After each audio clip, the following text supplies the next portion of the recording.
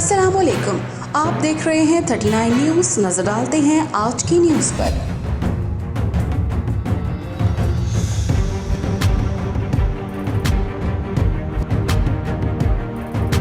तफसीलात जानते हैं अपने नुमाइंदे से। जी, ट्रेन हादसा के बाद यूनान में हालात शिद्दत इख्तियार कर गए। यूनान के तमाम बड़े शहरों में अवाम का समंदर सड़कों पर उमड़ आया। हुकूमत के खिलाफ सख्त नारेबाजी और बरतरफी का मुतालबा भी कर दिया। यूनान में सानहा ट्रेन में 57 अफराद हलाक और 100 से ज़ायद अफराद ज़ख्मी हो जाने के बाद यूनानी अवाम में ज़बरदस्त गम गुस्सा पाया जा रहा है और हुकूमत से शहरियों के सफ़र को महफूज बनाने, हादसे के ज़िम्मेदारान को सख्त से सख्त सज़ा दिए जाने और हुकूमत से बरतरफी का मुतालबा किया जा रहा है।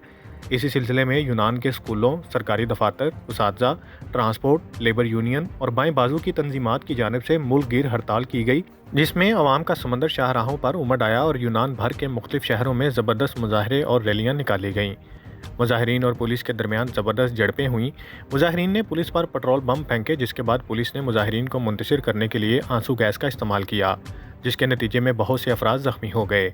शरफ वस्ती एसेंस में 40,000 से ज़ायद अफराद ने हम सब एक ही गाड़ी में हैं और कातिल के नारे लगाते हुए यूनानी पार्लियामेंट की तरफ मार्च किया। 2019 में मुंतखब होने के बाद हुकूमत के खिलाफ ये अब तक का सबसे बड़ा मुजाहरा था।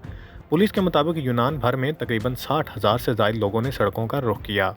मियां सफदर जावेद, नुमाइंदा खसूसी, 39 न्यूज़ HD यूनान।